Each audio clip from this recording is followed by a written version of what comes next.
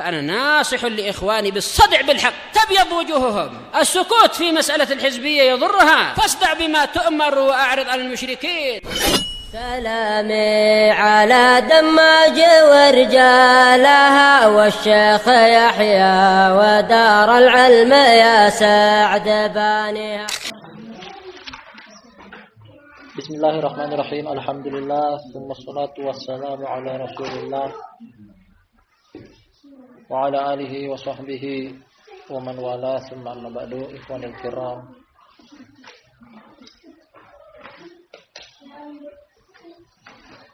kita akan lanjutkan kembali kajian rutinitas kita dari kitab Ma'alimu Manhaji Ahli Sunnati wal Jamaah, simbol-simbol metode hidup Ahli Sunnah wal Jamaah. Pada pertemuan malam terakhir kita berada pada simbol yang kedua dari judul bab ini, yakni al-ittiba, mengikuti Rasul sallallahu alaihi wasallam, wa tarkul bid'ah wal muhdatsat, dan meninggalkan perkara bid'ah dan perkara-perkara baru dalam agama. Perhatikan, ini boleh dijadikan sebagai salah satu simbol. Artinya hendaknya setiap orang yang mengaku meniti jejak manhaj Ahlus Sunnah wal Jamaah dijadikan ini salah satu metode hidup dia. Oke.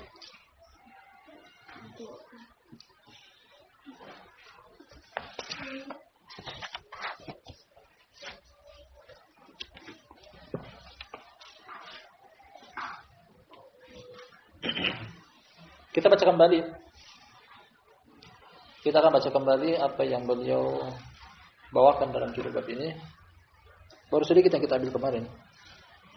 Kata Syekh Shalih bin Fauzan Al-Fauzan hafizahullah taala, "Wa min ma'ali manhaji ahli sunnati wal jamaati aidan al-imanu bir rasuli alaihi salatu wassalam." Dan di antara simbol-simbol metode hidup ahli sunnah wal jamaah juga adalah beriman kepada Rasul alaihi salatu wassalam. Dan secara bahasa iman artinya at-tasdiq, membenarkan. Secara bahasa iman artinya adalah membenarkan, at-tasdiq. Artinya orang beriman artinya orang membenarkan perkara keimanan. Orang percaya. Kata Allah Subhanahu wa taala dalam surat Yusuf menerangkan tentang ungkapan saudara-saudara Yusuf kepada bapak mereka Nabi Yakub. "Wa ma anta bimu'minin lana walau kunna shadiqin." Wa ma anta bimusaddiqin lana. Ya, iman maknanya tasdiq. Iman artinya percaya dan membenarkan.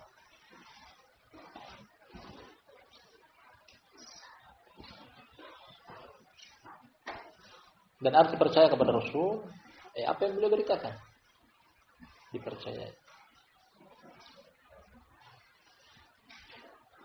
Wa mahabbatuhu aktsar min mahabbatin nafs, min mahabbatin nafsi wal walidaini wal waladi wan nasi ajma'in. Nah, selain beriman atau percaya, beliau berdoakan di antara mana ittiba adalah cinta kepada Rasulullah SAW lebih dicintai daripada mencintai diri sendiri, orang tua, anak, bahkan manusia seluruhnya.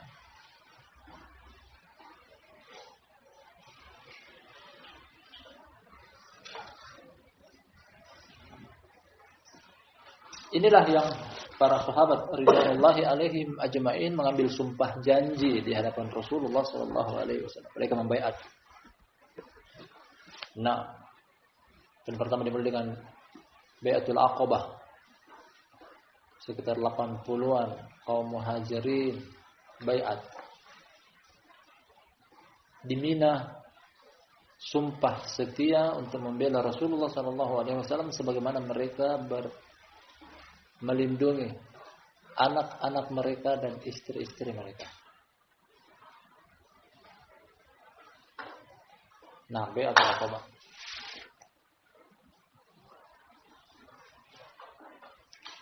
Demikian juga Para sahabat di Bai'atur Ridwan. Bai'atur Ridwan di bawah pohon di Hudaybiyah. Mereka bersumpah janji setia untuk membela Rasulullah sallallahu alaihi wasallam jiwa dan raga mereka. Dijuluki dengan Bai'atur Ridwan, artinya keridhaan Allah karena Allah telah ridha kepada mereka. Laqad radiyallahu 'anil mu'minin id yubayyi'unaka tahta asy-syajarah. Allah telah ridha kepada orang mukmin ketika mereka membaiat engkau mengambil sumpah janji setia. Ya di bawah pohon. Sumpah janji setia ini artinya adalah siap membela Nabi SAW kepentingan beliau. Bahkan lebih daripada melindungi istri-istri mereka, anak-anak mereka, keluarga mereka. Siap sedia ketika dibutuhkan oleh Rasul SAW.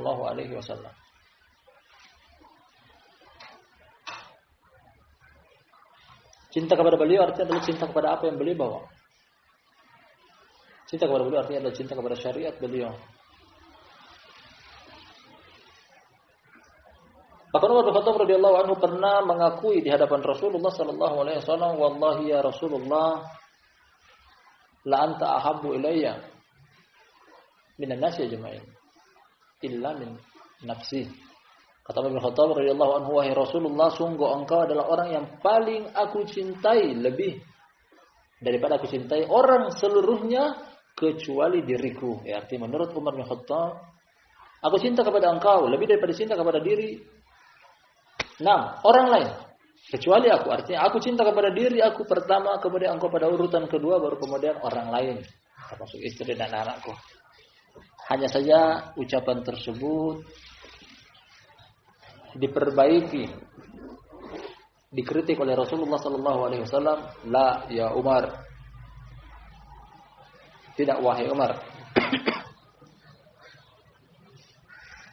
Bahkan seharusnya aku lebih engkau cintai daripada engkau mencintai diri engkau sendiri.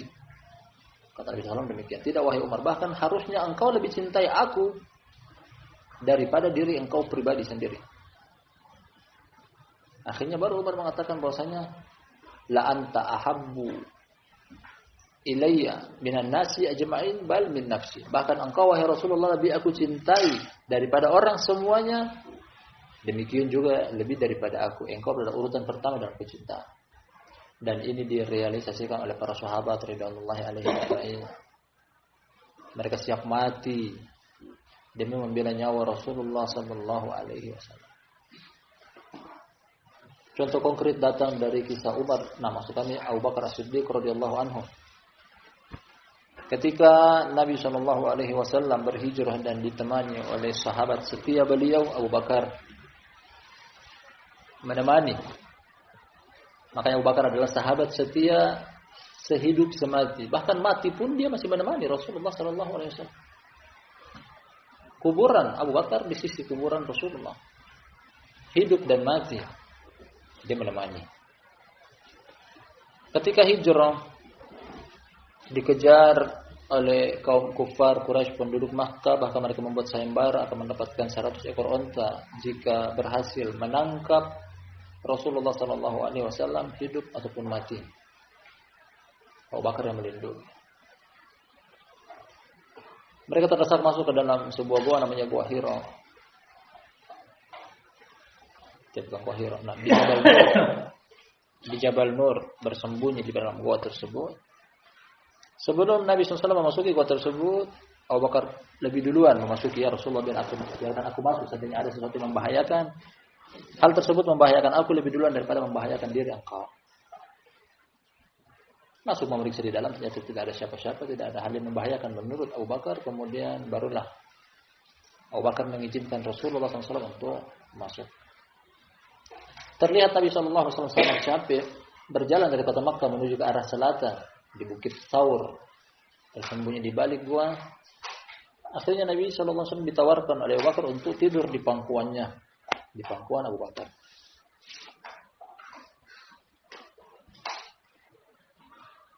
Karena saking capeknya Nabi SAW beliau tertidur lelap, nyenyak.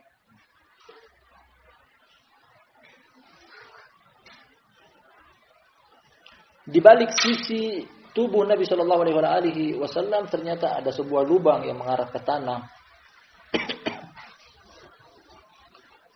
Subhanallah, sempat Abu Bakar melihat bahwasanya ada kalajengking yang keluar dari lubang tersebut. Dan dia mengatakan bahwasanya kalajengking tersebut bisa saja mencelakai beliau, binatang berbisa.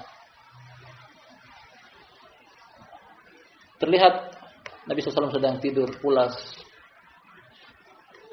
dijaga oleh Abu Bakar dan tidak ingin membangunkan beliau. Akhirnya Abu Bakar As-Siddiq radhiyallahu anhu menutup lubang tersebut dengan tangannya sendiri. Dengan tangannya. Ternyata betul disengat oleh kayu jengking tangannya, namun dia tidak bergerak sedikit pun sambil menahan rasa sakit. Demi siapa? Demi Rasulullah sallallahu alaihi wasallam. Bisa saja dia mengatakan, wahai Rasulullah, ada pinggir sedikit, ada sesuatu yang mengganggu. Bisa dia mengatakan akan hal tersebut. Tapi dia tidak mau. Dia tidak mau membangunkan tidur lelapnya Rasulullah sallallahu alaihi wasallam. Bahkan dia rela untuk tersengat tangannya demi tidur lelapnya Rasulullah sallallahu alaihi wasallam. Sambil menahan rasa sakit, tak puas akhirnya dia mengucurkan air mata. Menahan rasa sakit sampai mengucurkan air mata, terjatuh di pipi Rasulullah SAW, bulu-bulu tersadarkan. Kenapa engkau menangis? Dia baru memberitahu bahwasanya aku barusan tersengat kalajengking. Ada sebuah lubang di sisi badan engkau. Aku khawatir, aku cemas. Terlihat engkau sangat capek, wahai Rasulullah. Aku enggak ingin membangunkan engkau. Nabi SAW memberikan jawaban bahwasanya kenapa engkau tidak bangunkan aku? Nah, akhirnya tangan Abu Bakar tersebut didoakan berkah dan penyembuhan oleh Rasulullah SAW. Akhirnya sembuh seketika dan tidak seakan-akan tidak pernah merasakan rasa sakit. Contoh suri teladan tentang kecintaan Abu Bakar yang begitu tingginya kepada Rasulullah SAW. Ini baru bukti cinta. Bukti cinta Abu Bakar kepada Rasulullah, bahkan dia rela untuk celaka. Rela untuk celaka.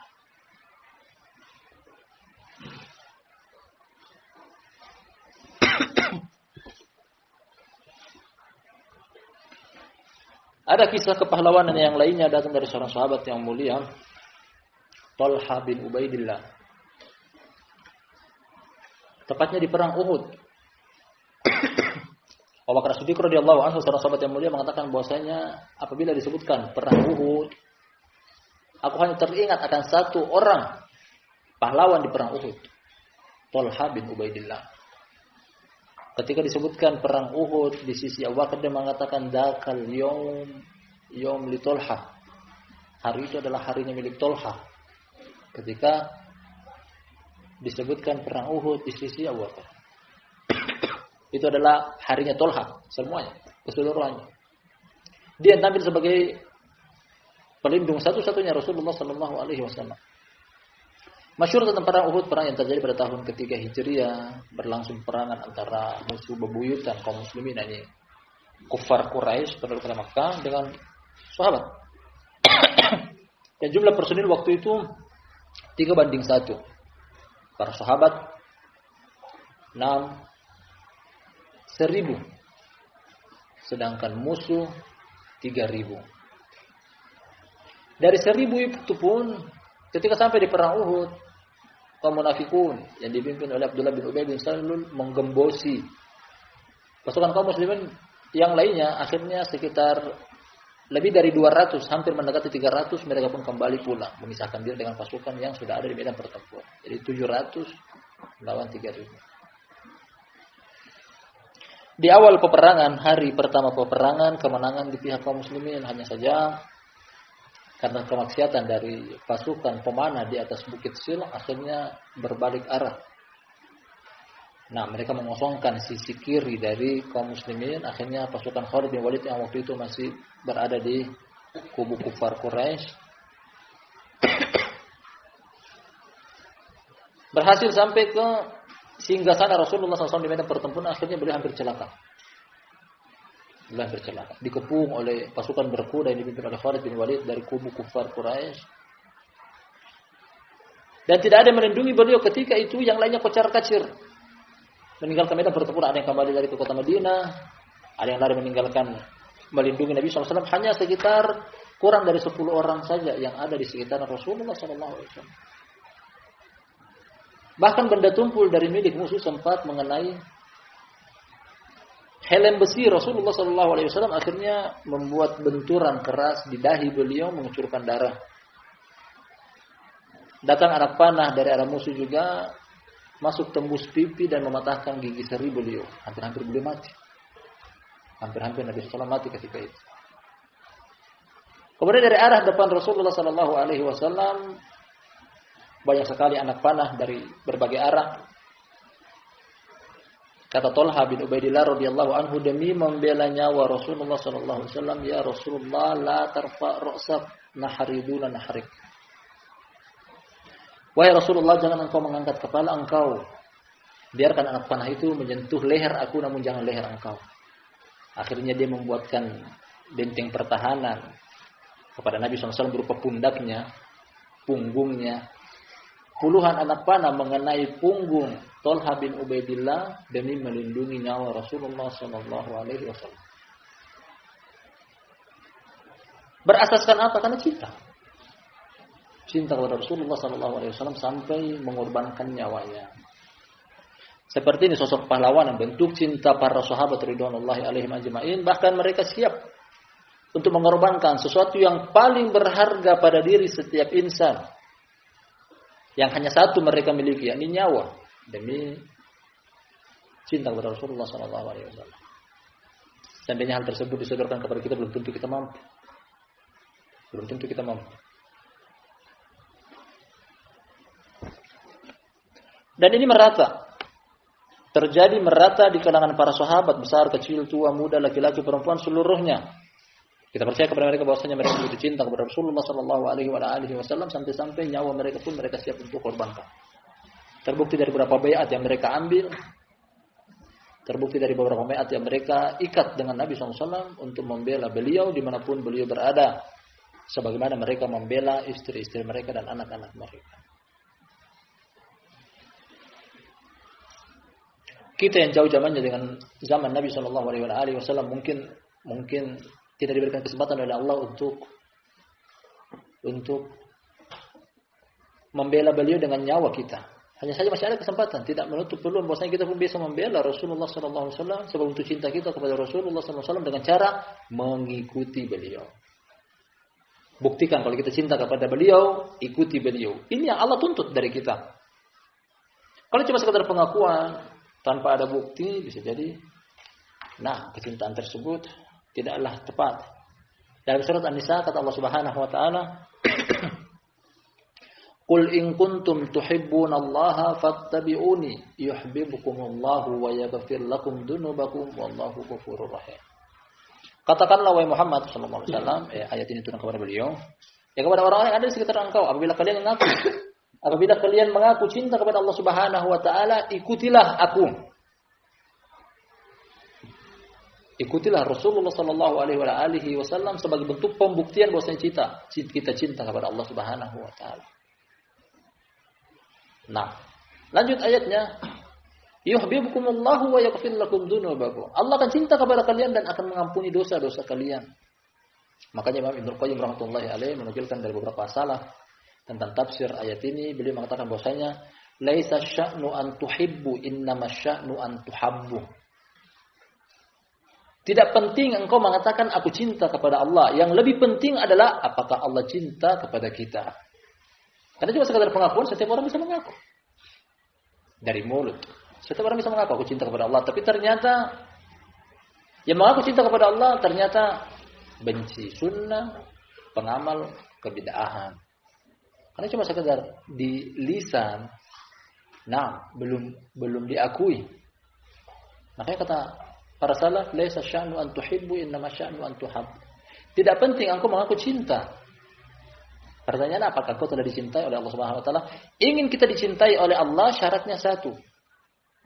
Ikuti Rasulullah sallallahu alaihi wasallam.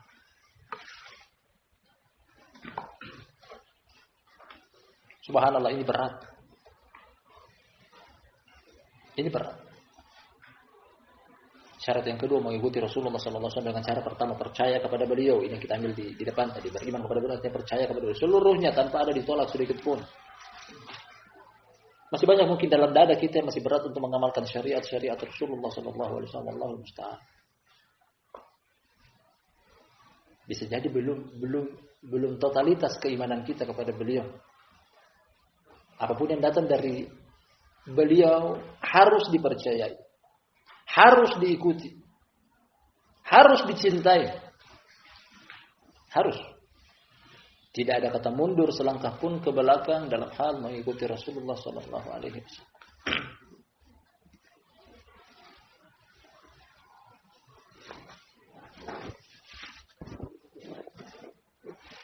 Slogan yang tepat untuk poin ini. Nah, mengikuti Rasulullah sallallahu alaihi wasallam tak kenal kata mundur.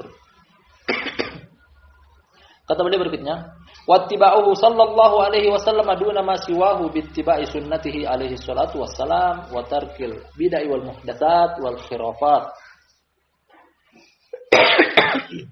Mengikuti beliau sallallahu alaihi wasallam artinya adalah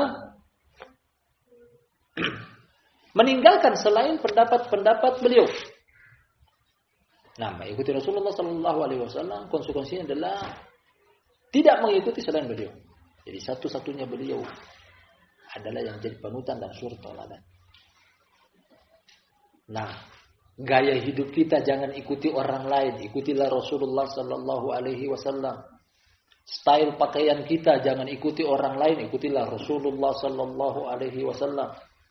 Metode makan, minum, berjalan, berbicara dan diam, ikutilah metode Rasulullah sallallahu alaihi wasallam, jangan ikuti orang. Ini terbukti dari beberapa amalan barakallahu fikum jami'an.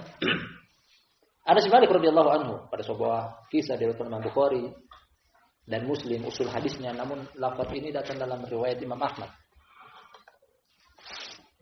Kata Anas bin Malik radhiyallahu anhu, anna kharratan yahudiyan da'an Nabi sallallahu alaihi wasallam li tu'amil sana'ahu lahu. Bahwasanya seorang yang berprofesi sebagai tukang jahit namun berpenganut agama Yahudi pernah mengundang Nabi sallallahu alaihi wasallam untuk suatu hidangan makanan. Ternyata makanan tersebut adalah dubba, labu, yang dihidangkan oleh orang Yahudi dan dia undang Rasulullah SAW adalah labu. Kemudian kata Anas bin Malik, fara'aitu an-nabiy sallallahu alaihi wasallam yatatabba'u dubba min as-saf. Fatatabba'tu famazaltu uhibbu ad-dubba'a yawma idzin. Kata Anas bin Malik, akhirnya aku melihat Nabi SAW mengais-ngais labu dari tepian-tepian nampan. Kalau makan berjamaah, beliau mengambil labu dan beliau gemar sekali. Hobi sekali. Nah, makanan favorit beliau adalah labu. Akhirnya kata Anas bin Malik radhiyallahu anhu, akhirnya semenjak saat itulah aku jadi senang untuk memakan sayur labu. Padahal sebelumnya belum.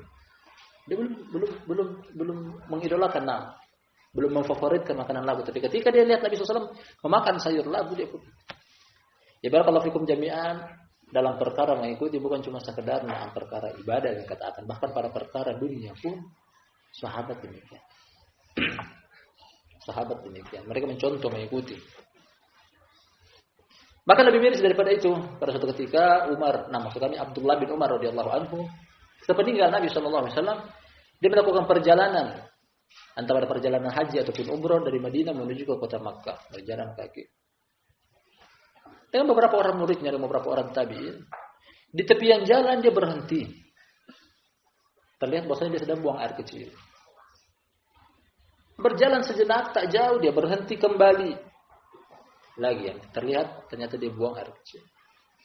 Tidak begitu jauh dari tempat yang kedua dan yang pertama, sehingga lagi dia buang air kecil, buang air kecil lagi.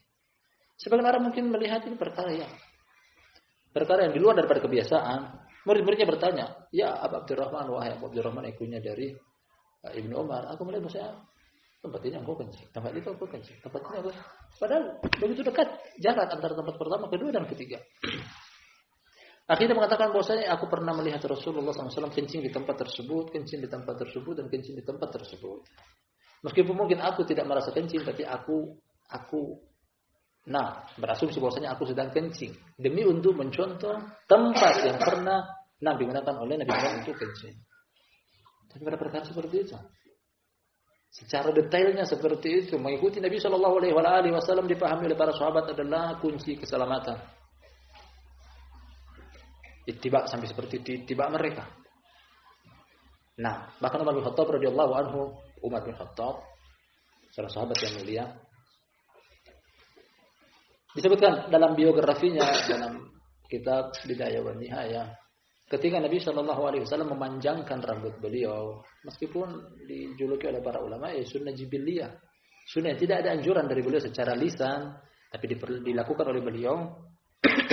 Ketika dicontoh dan diikuti oleh umat mendapatkan pahala.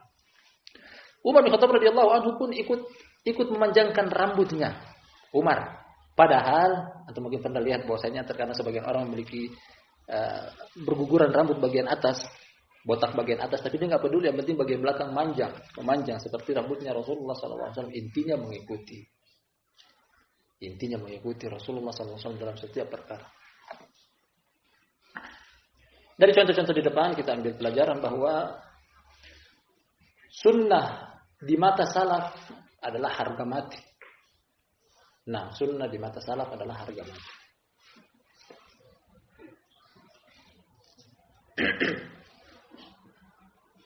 Wa tarkil bid'ah wal muhdatsati wal khurafat. Ketika mengikuti Rasul sallallahu alaihi wasallam sekaligus juga meninggalkan kebid'ahan, meninggalkan perkara yang baru dan perkara-perkara yang khurafat.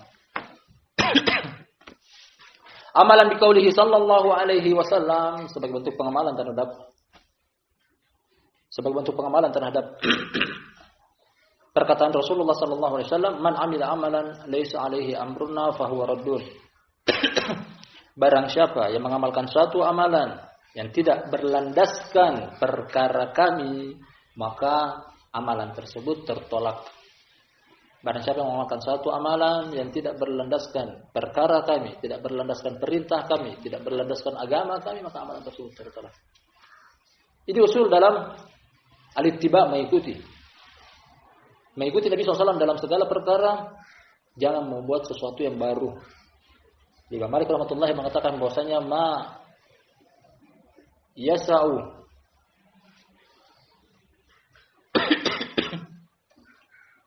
ma yasa'u awwaluna yasa'una. Apa yang mencukupi orang-orang dahulu dari kalangan salafus saleh hendaknya mencukupi kita juga. Jangan merasa bahwasanya kayaknya beda zaman, beda juga pengamalan agama. Harus ada renovasi, reformasi, revolusi, artinya perubahan-perubahan dalam agama. Tidak. Agama di zaman dahulu, agama juga di zaman sekarang, dan jangan diganti, dirubah, ditambah dan dikurangi. Dalam segala perkara hendaknya mengikuti dalil, mengikuti sunnah Rasulullah Sallallahu Alaihi Wasallam.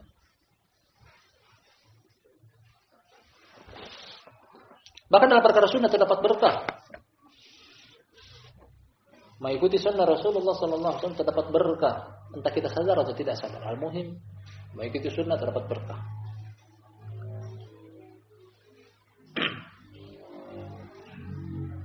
Pada suatu kisah, ketika Umar bin Khattab radhiyallahu anhu menjadi seorang khalifah, dia mengutus pasukan perang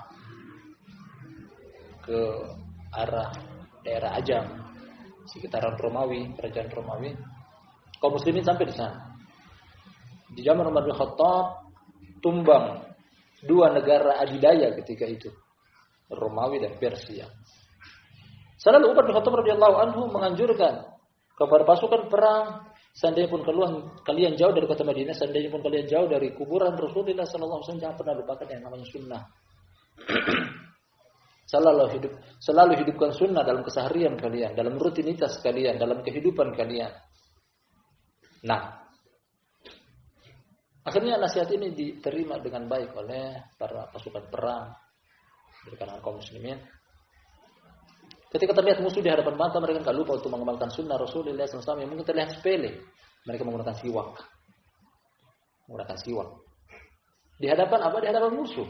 Musuh di depan mata. nyawa terancam, tapi tidak pernah meninggalkan sunnah, menggunakan siwak. Dari kejauhan musuh melihat apa yang dilakukan oleh kaum muslimin.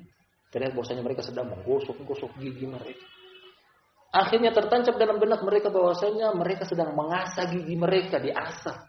Jadi orang ini perang bukan pakai senjata tapi mau digigit. Kita mau dimakan oleh kaum muslimin. Akhirnya belum terjadi peperangan mereka sudah lari duluan. Karena keberkahan dari sunnah. Nah, sunnah membuat orang lari. Sunnah membuat musuh-musuh lari. Ketika engkau kuat berpegang teguh dengan sunnah, bahkan syaitan lari. Namun ketika kita mengabaikan sunnah, melalaikan sunnah, jangankan takut kepada musuh, mungkin bayangan kita sendiri kita pun takut. Allahul musta'an. Wa biqaulihi sallallahu alaihi wa alihi wasallam wa iyyakum wa muhdatsatil umur fa inna kulla muhdatsatin bid'ah wa kulla bid'atin dhalalah. Dan berdasarkan perkataan Rasulullah sallallahu alaihi wasallam, waspadalah kalian terhadap perkara-perkara yang baru. Perkara baru dalam agama tentunya. Karena segala perkara yang baru adalah bid'ah dan seluruh perkara bid'ah adalah kesesatan.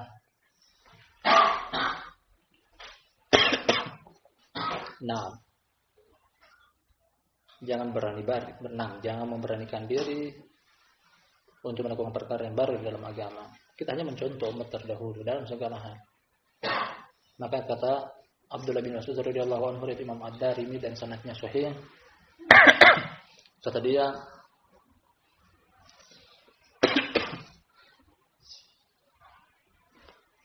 inna nattabi' wa la nabtadi' wa naqtadi wa la nabtadi'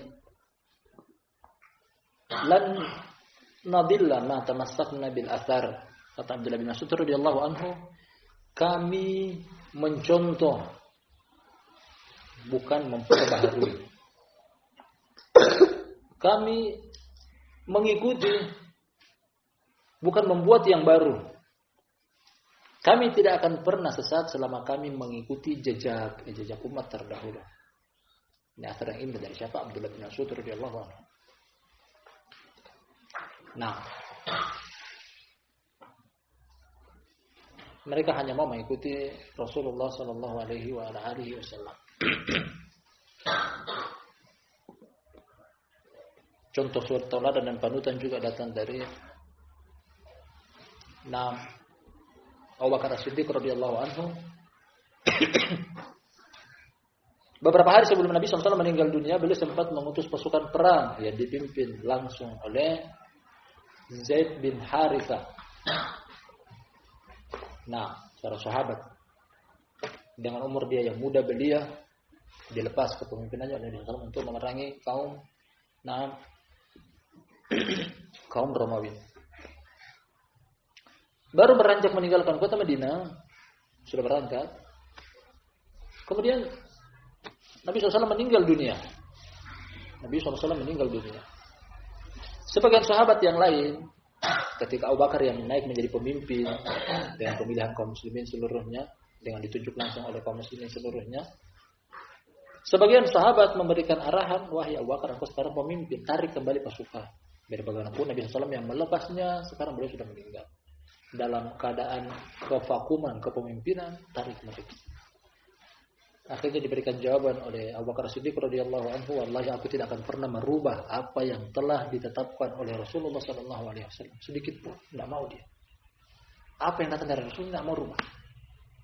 Bahkan dalam permasalahan seperti ini, Nabi SAW sudah lepas. Tidak ada anjuran untuk kembalikan sampai beliau meninggal dunia, tetap jalan, tetap dilepas. Abu Bakar As-Siddiq sangat takut untuk merubah. Hendaknya inilah yang ada dalam benak setiap pengikut sunnah Rasulullah sallallahu alaihi wasallam, jangan coba-coba untuk melakukan perkara-perkara yang baru. Karena ancaman dari hadis ini begitu besar. Wa iyyakum wa muhdatsatil umur, waspadalah kalian akan perkara-perkara yang baru. Fa inna kulla muhdatsatin bid'ah, karena perkara yang baru adalah bid'ah. Wa kulla bid'atin dhalalah, dan perkara yang dan setiap kebid'ahan adalah sesat. Masih bab yang sama tentang ittiba, mengikuti Rasul sallallahu alaihi wasallam. Kadzalika la yaghluna fir Rasul sallallahu alaihi wasallam wa la yarfa'unahu fawqa manzilatihi. allati anzalahu Allahu iyyaha wa la yaj'alunahu syarikan lillahi fil ibadah. Demikian juga dalam mengikuti kata beliau sini, demikian juga mereka yang ahlu sunnah wal jamaah tidak berlebih-lebihan pada kepentingan Rasulullah sallallahu alaihi wasallam dengan bentuk tidak mengangkat beliau lebih daripada derajat yang Allah Subhanahu wa taala menjadikan beliau. Posisi beliau adalah abdun rasul, hamba Allah sekaligus rasul. Tidak lebih daripada itu. Jangan mengangkat beliau lebih daripada kerisalahan.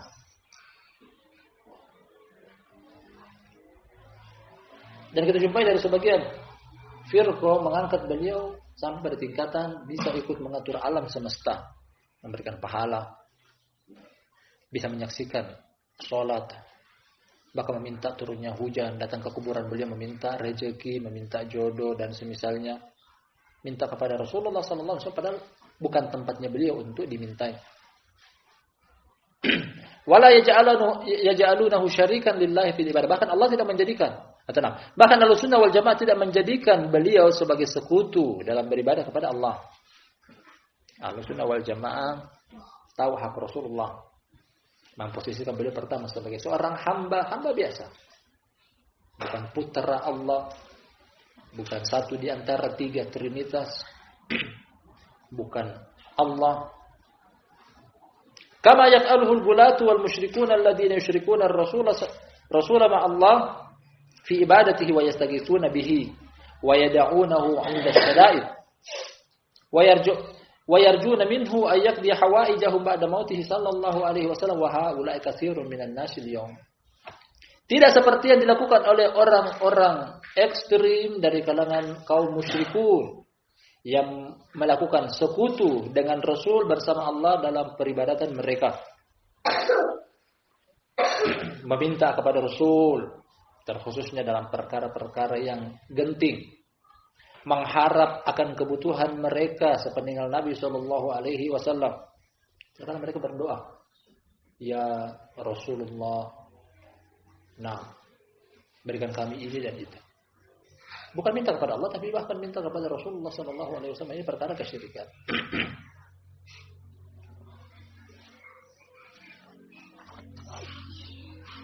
Kita di sini tiap hari, tiap saat, tiap waktu sholat diperdengarkan akan satu hal ini, kesyirikan. Salawat tahrim, salawat tahrim. As-salatu wassalamu alaik. Sampai akhir itu semuanya yang ada adalah mereka memanggil Rasulullah SAW untuk datang ke masjid tersebut untuk melihat sholat orang-orang yang sholat agar beliau memberikan pahala. Ini kesyirikan. Meminta pahala dari Rasulullah SAW padahal yang memberikan pahala adalah Allah Subhanahu wa taala. Kalau kita simak dari awal sampai akhir, kemudian kita paham apa maksudnya, isinya kesyirikan. Mereka memanggil Rasulullah untuk datang. Ya Habiballah, ya Rasulullah. Karena hitopnya seakan-akan beliau hidup. Dan itu yang mereka yakini. Ini pertama kali muncul di Mesir. Pertama kali muncul salawat.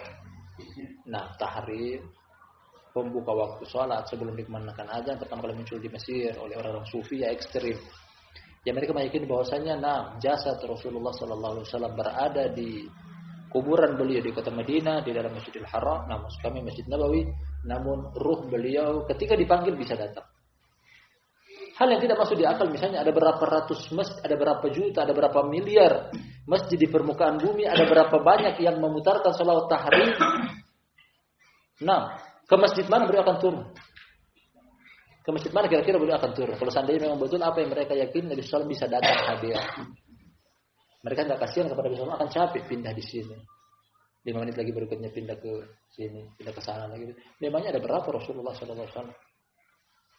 Memberikan kepada kita bahwasanya hal-hal ini selain kesyirikan juga merusak akal pikiran sehat mereka. Kata Allah Subhanahu wa taala, "Wa ma Muhammadun illa rasulun qad khalat min qablihi rusul. Afa immata au qutilan qalabtum ala aqabikum." Ayat mereka bahwasanya beliau ada mati. Beliau manusia biasa yang akan tersentuh oleh kematian dan beliau sudah mati. Innaka mayyitun wa innahum mayyitun. Sesungguhnya engkau Muhammad akan mati, mereka pun akan mati. Dan beliau sudah mati. Berita yang mutawatir sampai kepada kita, kuburan beliau pun masyhur. Nah,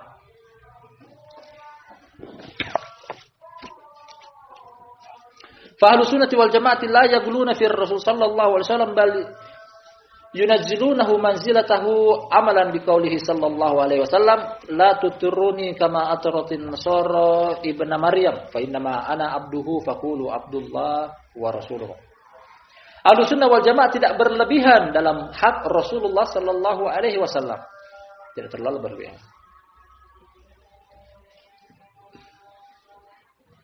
Bahkan mereka jadi ahlus sunnah menempatkan beliau tepat pada posisi yang Allah posisikan beliau. Pengamalan terhadap perkataan Nabi SAW, janganlah kalian mengangkat aku sebagaimana orang Nasara mengangkat putra Maryam. Nah, Nabi Isa bin Maryam diangkat sampai tingkatan disembah selain Allah Subhanahu wa taala. Makanya Ibnu Umar mengatakan bahwasanya laisa hunaka dzambun a'dhamu mimman yaqul anna lillahi waladan. Di sana tidak ada dosa yang lebih besar daripada seseorang yang mengatakan bahwasanya Allah punya anak laki-laki.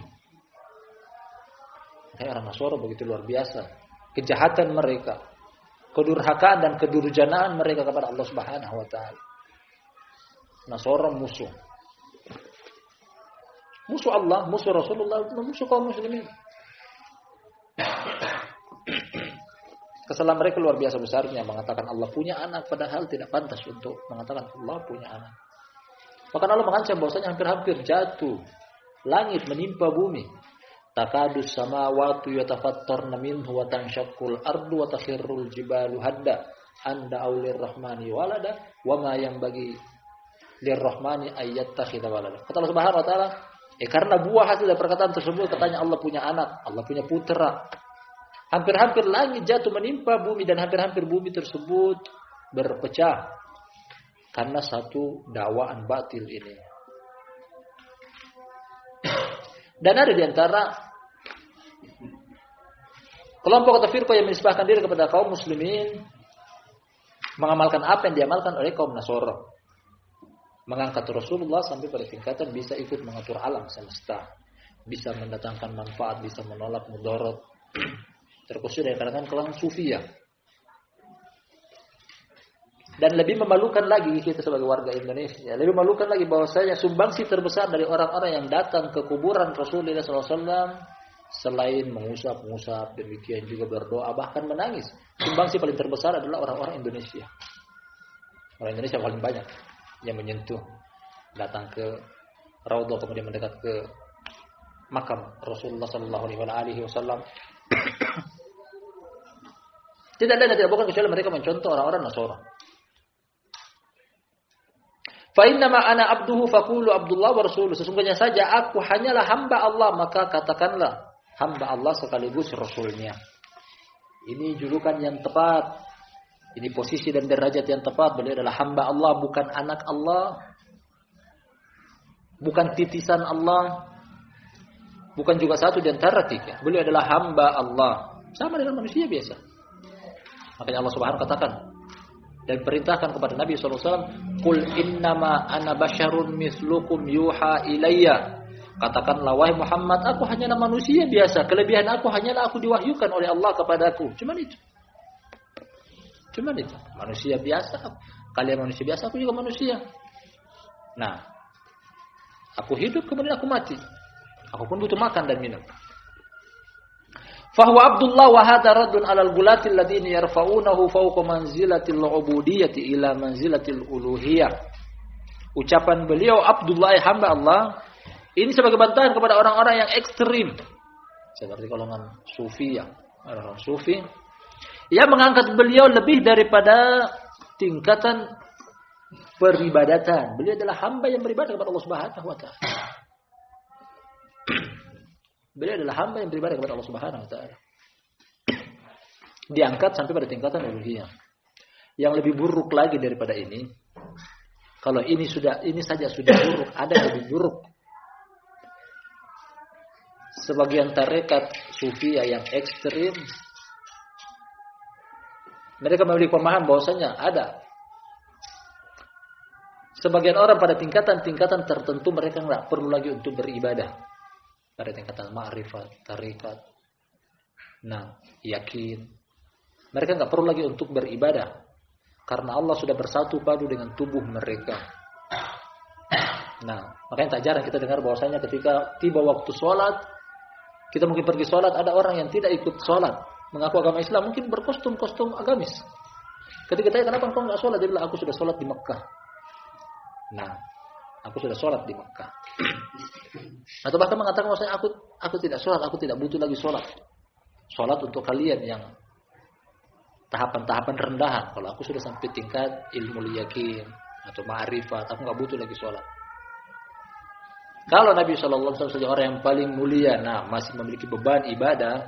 Kalau begitu yang lainnya terlebih-lebih lagi. Hendaknya juga memiliki beban ibadah. Wa rasuluhu, lafaz berikut adalah rasul. Raddun 'alal mufarridin alladziina yajhaduna haqqar rasul sallallahu alaihi wasallam wa la yattabi'unahu wa innama yattabi'una ahwa'ahum. Lafaz Rasulullah sallallahu alaihi wasallam adalah sebagai bentuk bantahan kepada orang-orang yang lalai dan tidak mau mengikuti hak Rasul sallallahu alaihi wasallam. Mengingkari, menolak dan tidak mau mengikuti. Yang mereka ikuti hanyalah hawa nafsu mereka. Tidak mau mengikuti Rasul, yang mereka ikuti adalah hawa nafsu.